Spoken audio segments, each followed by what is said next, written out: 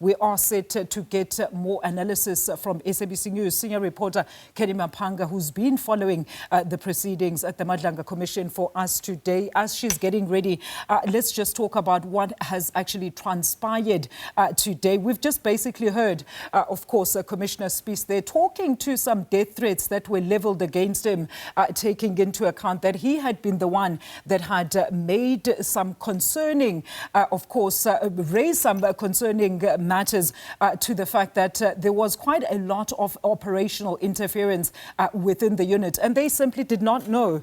who they were supposed to account to. And that was just some of the testimony there. And as you hear, the commission will be back next week. And of course, we understand that retired EMPD chief, Mr. Revo Spies, is said to be back on the stand. All right, we do have now SABC News senior reporter Canny Maphanga, as promised, who's live to us from Pretoria with the wrap. Kenny, it's good to have you with us. A very good afternoon. So talk to us about, of course, the revelations by the retired EMPD Deputy Chief Revo Spies, who just continued shedding light basically into internal disciplinary processes and issues he had raised on some irregular matters, which were then referred to as, or he referred to as, rogue. Please give us a wrap as well of today's evidence.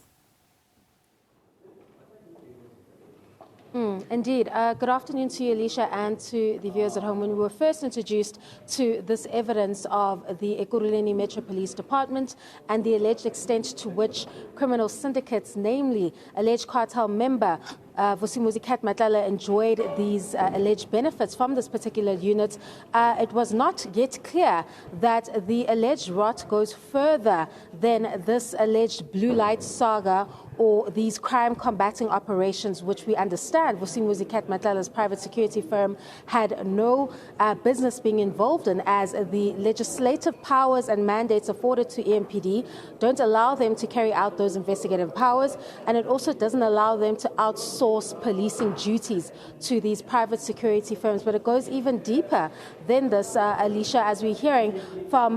the retired EMPD official, that is Mr. Spies, that the foundation or for criminality or alleged criminality in the Ekurhuleni Metro Police Department runs far deeper than these instances in which we hear of Vusimuzi Matlanga and his firm allegedly enjoying these kinds of benefits, allegedly facilitated by Brigadier Mkhwanazi. But we hear that there's far more that the Commission needs to pay attention to with respect to the Ekurhuleni Metro Police Department. We're hearing of several incidents and a CCTV footage to match it, where we're seeing that these EMPD officials sometimes paired up with civilians, because we are understanding that some of these individuals were not vetted and were not police officials, if we could put it that way, were involved in a number of incidents that I guess illustrates this alleged criminality that Spies and Mapiye were trying to illustrate to the Commission, as they cry out stating that this particular unit, that is the Ekurhuleni Metro Police Department, is in dire need of intervention. It seems that under the alleged parallel structure of Brigadier Mkhwanazi, there has been a lot of bending the rules by these EMPD officials that are seen in multiple acts or alleged acts of criminality under the guise of operations. We were seeing CCTV footage where you're seeing them go to various incidents there, and you're seeing them in their official attire, and it seems that the operation is legitimate. However, when you go back to the EMPD, there's no record of the actual function of that operation, but we are understanding that some form of lawlessness does take place in those various different incidents. And of course, there's a very serious case where he mentions in April 2022 murder in the Brakpan area, and we're hearing that that involves alleged EMPD officials and civilians, and it was the alleged torture and murder of an individual in that particular area, and we're hearing that it was a form of torture that was done there. And of course, when that particular individual passed away as a result of such unlawful actions, we're hearing evidence further from the witness through Mr. Spies, who states that one of the witnesses who alleged this has now turned into a Section 204 witness in the murder case, alleges that when the actual murder took place, or where they learned that the person had now passed away, that the first person they called was Brigadier Mkhwanazi, who allegedly showed up to the scene and allegedly showed them or instructed them how to clean it up. So that's the extent to which the seriousness of the alleged rot runs in the Ekurhuleni Metro Police Department. And one would expect that in light of these serious investigations that the internal probes would have continued against Mkhwanazi, but we're hearing again from this particular witness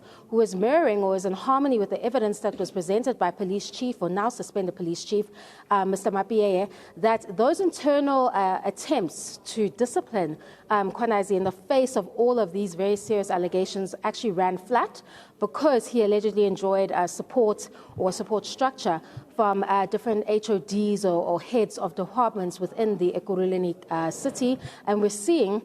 that from Mr. Spies as well, that the charge sheet, he explains in his testimony that the charge sheet actually never was served on Mkhwanazi, or he refused to come to the office, allegedly, to get served with that charge sheet, because he enjoyed the support of the HR and legal head, who we are hearing through allegations here, allegedly told him that he does not have to, as this will allegedly not proceed. So you see from the evidence, at least of two of these former high-ranking EMPD officials, that, of course, none of those internal procedures could work. But again, when you turn to the IPID probes that have been highlighted, that speak to the, I guess, the allegations of this group of EMPD officials and civilians, as well as Mkhwanazi, and he's placed in those various scenes and where we see those allegations of criminality are not going forward. You're seeing that these cases remain stagnant, and the question remains before the Madlanga Commission that in the face of all this alleged illegality and lawlessness in this particular institution, why those cases remain stagnant. That brings us to the interesting part that has been cut off short and will continue tomorrow at 9:30 a.m. is that these efforts were now going to be followed by death threats, and I guess this was an alleged attempt to stifle Maphanga and Spies' attempts to challenge Mkhwanazi's alleged unlawful conduct within the EMPD. And we're hearing just before they broke for the adjournment for the day that he had heard through the State Security Agency, had been approached by them, that there was an alleged death threat or a plan to take him out that was being made, and he places Brigadier Mkhwanazi in that particular plan, alleges that it took place in Katlehong, in the Katlehong area, if we could put it that way, where they were discussing how it was allegedly easy to take him out because he was always using his private vehicle and he likes using his motorcycle, he's always by himself, and that a threat assessment was done, and he was offered by the SSA some protection at his home for himself and his family. And he's yet to elaborate further on the other alleged intimidation attempts or death threats that followed after the attempt, or rather dare, to challenge the unlawful conduct that they were experiencing or witnessing within the Ekurhuleni Metro Police Department. We expect for him to continue with that very serious evidence tomorrow at 9:30 a.m. It's over to you in studio. Thank you so much to SABC News senior reporter Canny Maphanga, joining us live from Pretoria with a wrap of today's Madlanga inquiry proceedings.